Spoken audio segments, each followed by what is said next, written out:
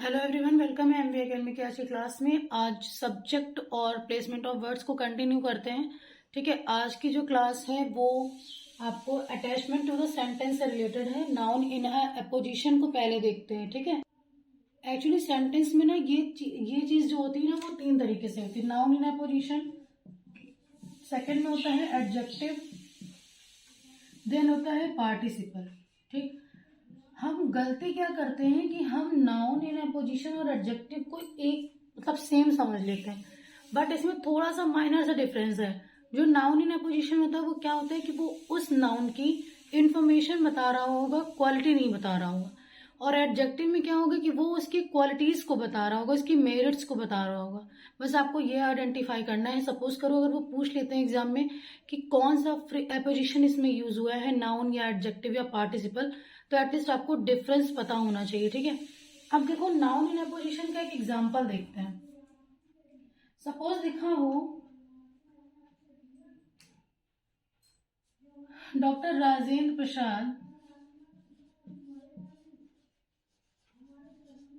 Doctor Rajendra Prasad first president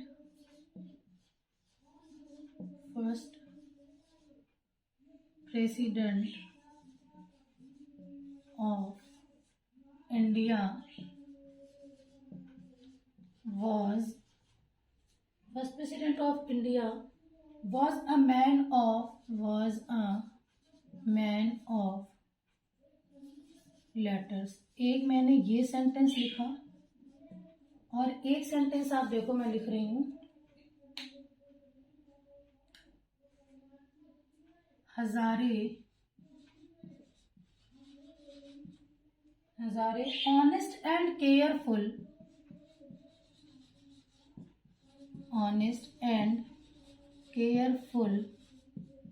in his work was appointed the section head,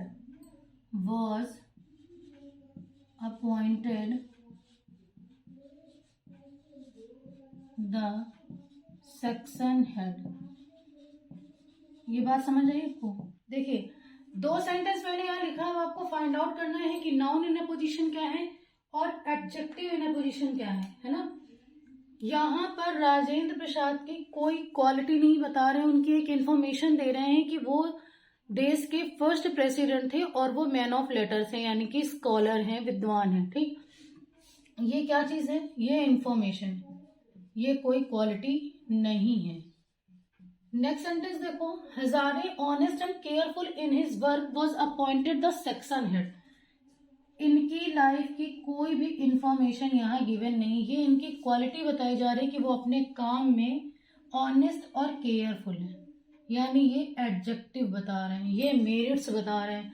this is the difference between noun in opposition and adjective in opposition. ठीक, information होगा तो वो noun consider करेगा, merits होगी तो वो adjective consider करेगा। ठीक, अब नाउन इन अपोजिशन के कुछ रूल समझ लो। बहुत से डाउट आते हैं कि मैम कहाँ कॉमा लगता है और कहाँ कॉमा नहीं लगता। इस चीज को एक बार समझ लो, या तो मैं कह रही हूँ आप नोट ही कर लो अच्छे से। देखो, नाउन इन अपोजिशन में आपको इस कंसेप्ट को फॉलो करना है कि नाउन होगा पहले, जैसे राजेंद्र प्रसाद वाला एग्जाम्पल था, नाउन है, फिर कॉमा है, फ्रेज क्या था, the first president of India, ये फ्रेज था। फिर इसके बाद कंप्लीट सेंटेंस था, was a man of letter, यहां पर भी कॉमा लगेगा ये। ठीक, मान लो कोई सेंटेंस है जो फ्रेज से स्टार्ट है, इसके बाद वो मेन क्लॉज को कंप्लीट कर रहा है, फिर नाउन है, तो यहां पर भी कॉमा लगेगा और यहां पर भी कॉमा लगेगा। एक सेंटेंस देखो इसको, जैसे मैंने लिखा as the chairman of company,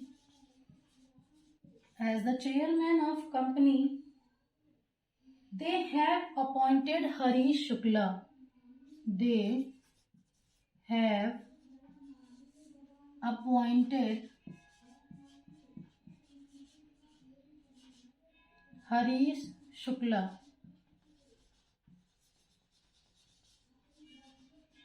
my elder brother.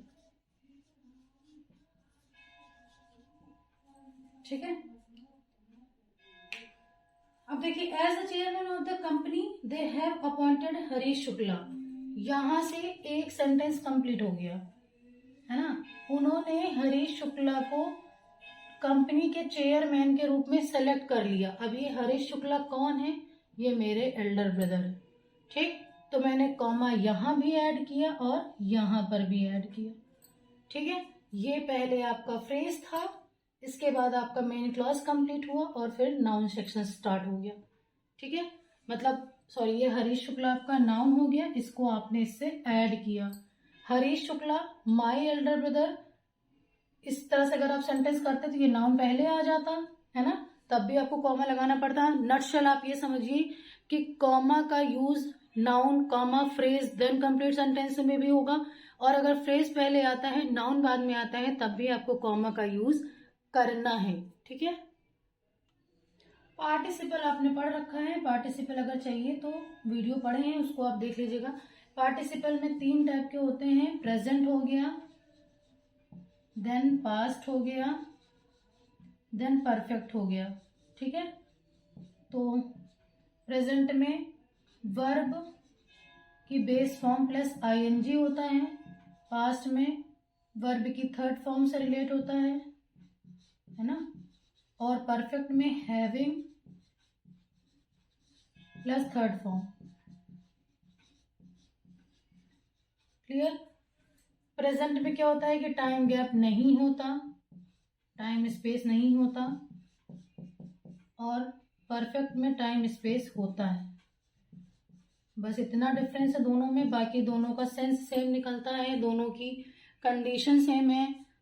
2 sentence होंगे, 2 क्लॉजेज होंगे, उसमें एक काम जब पूरी तरह से कंप्लीट होगा तब दूसरा स्टार्ट होता है, वो परफेक्ट होता है। पहले काम के चलते ही दूसरा स्टार्ट हो जाता है, वो प्रेजेंट होता है। ठीक, तो ये चीज पार्टिसिपल के अंदर आ गई, ये चीज तो क्लियर होगी, इसमें प्रॉब्लम नहीं होगी। सी, ये सेंटेंस है, इसको ध्यान से देखो। He succeeded in all his odds. ठीक है, अब यहां पर द फेस होगा, द फेसिंग होगा, फेसिंग ऑफ होगा, या सिर्फ फेसिंग होगा।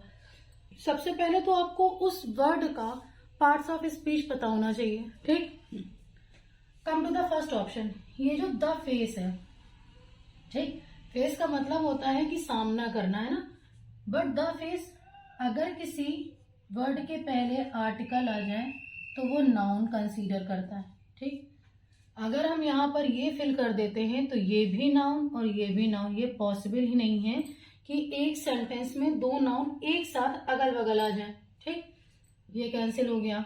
फिर द फेसिंग, अब चूंकि फेसिंग यहाँ पे एज अ वर्ब काम कर रहा है ना, और अगर फेस में हम आईएनजी लगाते हैं तो ये एडजेक्टिव बन जाता है अगर ये द के साथ आया है, क्योंकि द के साथ अगर फेस आ रहा है तो वो नाउन है, और उस नाउन में हमने आईएनजी लगा दिया तो वो क्या बन जाएगा, वो आपका एडजेक्टिव बन जाएगा, है ना।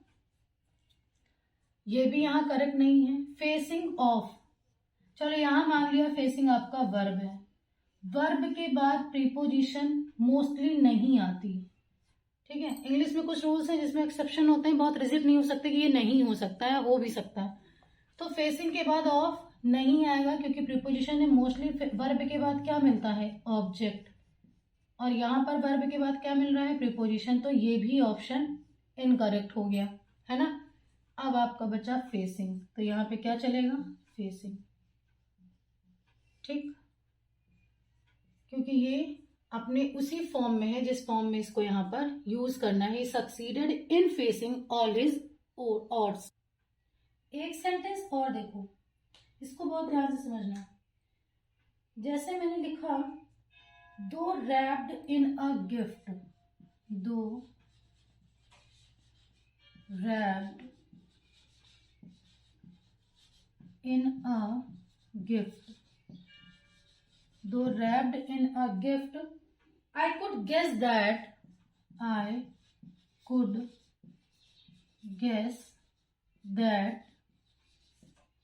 it was a watch।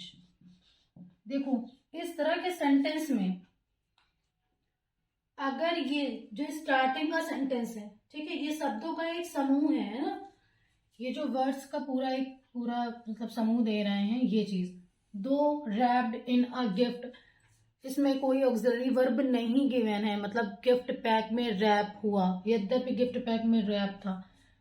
इस तरह के जब मतलब ग्रुप ऑफ वर्ड आता है तो जो सब्जेक्ट होता है ये उससे रिलेट करना चाहिए, है ना। जैसे sitting on the chair I am able to see at the black board, chair पे बैठे बैठे मैं ब्लैक बोर्ड को देखने में सक्षम हूं।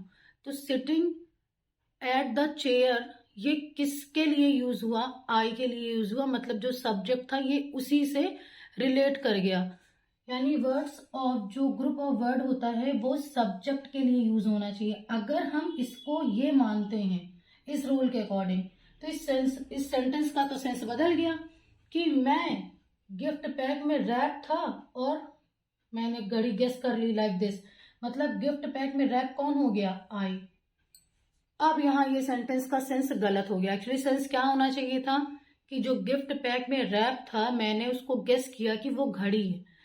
इस तरह की एरर से बचने के लिए अगर इस सेंटेंस को कंप्लीट कर दिया जाए, क्लॉज बना दिया जाए, तो इस तरह की एरर नहीं होगी, है ना। अगर ये सेंटेंस ऐसा हो जाए, दो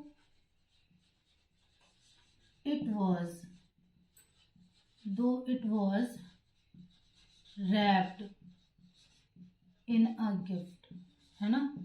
अब देखो ये सब्जेक्ट मिल गया, ये ऑक्सिलरी वर्ब मिल गया, ये मेन वर्ब मिल गया, सब कुछ मिल गया। Though it was wrapped in a gift I could guess that it was a watch. Is that clear? यानी कि इस सेंटेंस को हमने ये समझ लिया कि ये इसके लिए यूज हुआ। Is that clear? हमने इस सेंटेंस को ही वर्ब के साथ कंप्लीट कर दिया, अब एरर नहीं होगी। अगर इस सेंटेंस के साथ जाते तो पूरा सेंस ही चेंज था। ये आप समझो कि ग्रुप ऑफ वर्ड्स जब आते हैं पहले तो वो हमेशा उसके बाद आने वाले सब्जेक्ट के लिए यूज होने चाहिए, ना कि ऑब्जेक्ट के लिए, वरना सेंस चेंज हो जाएगा। एक एग्जांपल इसका और देखो, and I am sure after that it will clear completely. देखो, देखिए, एक बार वीडियो देखने से आप सोचो कि आप इंग्लिश के बहुत बड़े ज्ञाता बन जाओगे तो नहीं हो पाएगा। एटलीस्ट 2 to 3 टाइम्स इसको वॉच करो, एक अच्छे से अपने नोट्स प्रिपेयर करो। जैसे एक सेंटेंस लिखा है, even if bandaged tightly,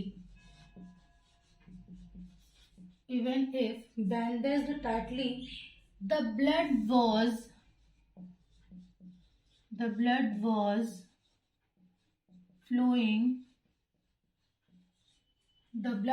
flowing from his wound.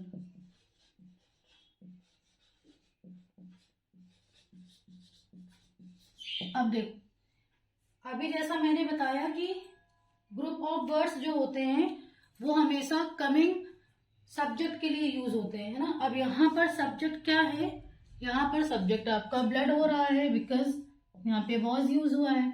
इस तरह से तो ये जो बैंडेज टाइटली किया गया, किस पे कर दिया गया, ब्लड पे, वुंड पे तो किया ही नहीं गया। तो ये तो सेंटेंस का पूरा सेंस ही चेंज हो गया ना, कि मतलब ब्लड पे बहुत टाइटली बैंडेज कर दिया गया है और घाव ऐसे ही है, वुंड ऐसे ही है ना। तो ये सेंटेंस आपका सेंस क्या हो रहा है, गलत सेंस दे रहा है। यहाँ पर एक्चुअली सेंटेंस क्या होना चाहिए, एक्चुअली सेंटेंस होना चाहिए, even if it was bandaged tightly, even if it was bandaged tightly, the blood was flowing from his wound. Now I am sure कि आपको अब ये सेंटेंस इस तरह के क्लियर हो गए होंगे कि जब ग्रुप ऑफ वर्ड्स एक साथ आते हैं, ग्रुप ऑफ वर्ड आ रहा है, तो जिस सब्जेक्ट के पहले आ रहा है ये एक्चुअल उसी के लिए ही यूज हो रहा है, ठीक है। अगर ऐसा नहीं हो रहा है, सब्जेक्ट से वो वर्ड रिलेट नहीं कर पा रहा है, सेंस चेंज हो रहा है, तो आप पता है क्या करो, वो जो ग्रुप ऑफ वर्ड है ना उसको कंप्लीट कर दो। कंप्लीट कैसे होगा, उसके लिए एक सब्जेक्ट दे दो, एक ऑक्सिलरी वर्ब दे दो, सेंटेंस कंप्लीट हो जाएगा। अब चूंकि हम बैंडेज कर रहे हैं वुंड पर, तो ऑब्वियस सी बात है हम सब्जेक्ट क्या लेंगे, इट हमने लिया तो हम सिंगुलर हेल्पिंग वर्ब लेंगे। क्योंकि सेंटेंस जो कमिंग सेंटेंस था वो वॉज में था यानी पास्ट में था, तो हमने क्या किया, हमने पास्ट ले लिया ताकि सेंटेंस इनकरेक्ट ना हो। अब ये चीज वर्ड एसोसिएशन समझ में आए कि वर्ड एसोसिएशन एक्चुअल होता क्या है, ठीक है। देखिए, placement of subject, placement of words in a sentence के बाद अब जो लास्ट में 15 मिनट्स बचते हैं, उसमें हमने कल भी पढ़ा था कि कुछ वर्ड ऐसे लिए गए थे जो पार्ट्स ऑफ स्पीच में डिफरेंट टाइप्स रोल प्ले करते हैं। कुछ सेंटेंस में वो वर्ब हो जाते हैं, कहीं वो एडजेक्टिव हो जाते हैं, कंजंक्शन हो जाते हैं। तो वैसे ही आज कुछ सेंटेंस मैं लिख रही हूँ, इनमें आपको parts of speech find out करना है, ठीक है। फर्स्ट सेंटेंस है माई purse. My purse is black and pure leather. My purse is black and of pure leather. एक सेंटेंस ये हो गया, ठीक। सेकेंड सेंटेंस देखो, the offers of online shopping, the offers of online shopping, the offers of online shopping sits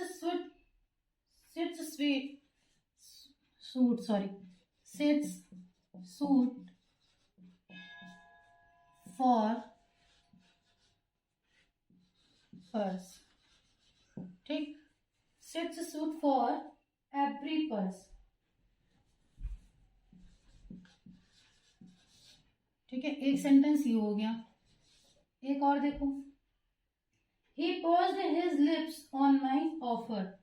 He pursed his lips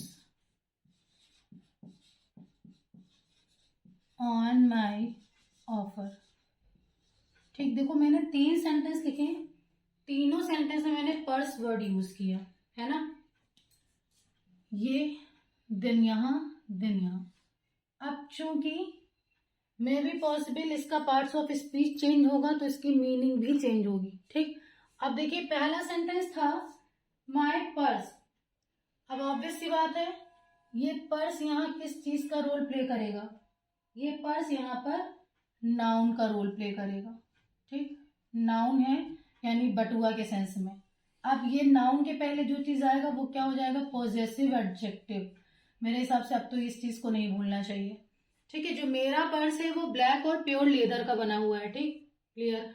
second है the offers of online shopping sites suit every purse, मतलब जो online shopping के offers होते हैं वो सबकी purse को suit करते हैं।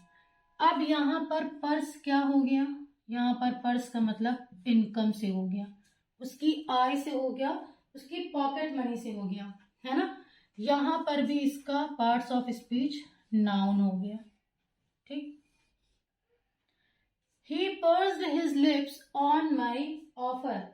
यहाँ पर pursed का मतलब होता है सहमति जताना, है ना। यहाँ पर pursed का मतलब हो गया, सॉरी, असहमति जताना,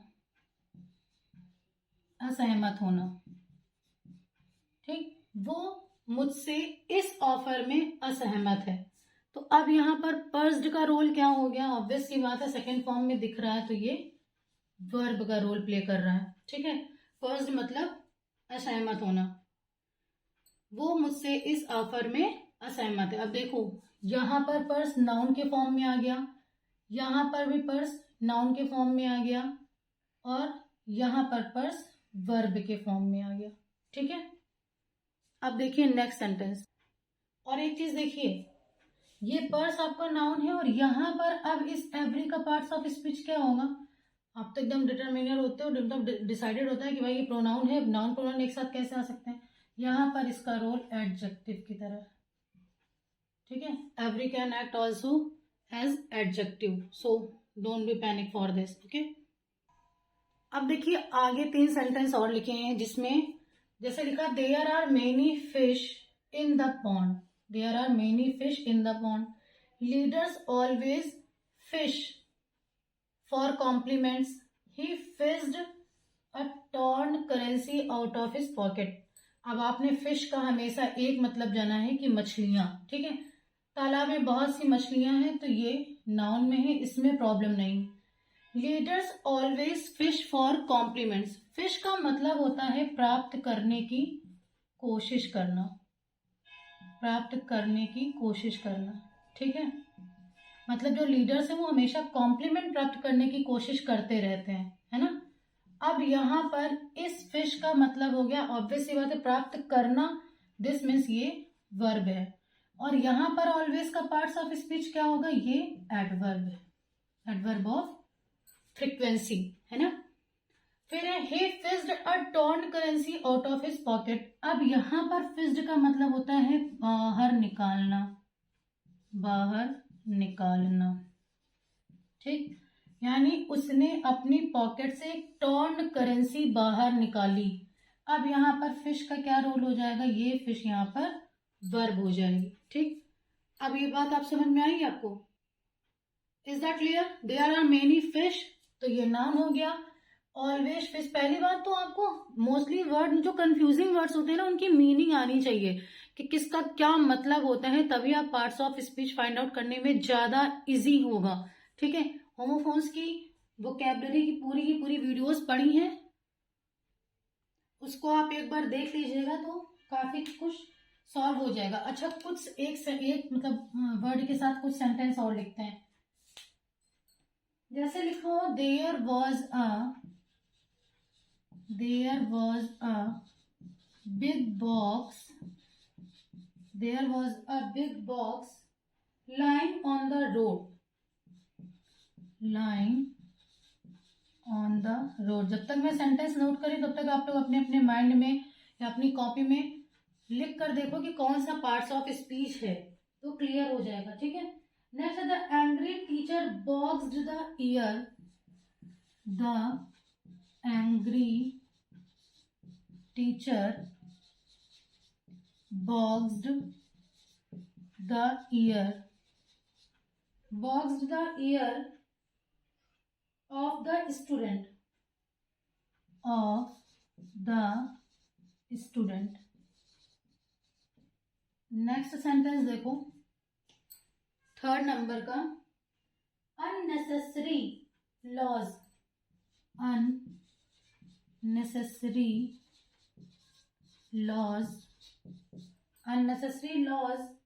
box an honest official, box an honest official to act freely,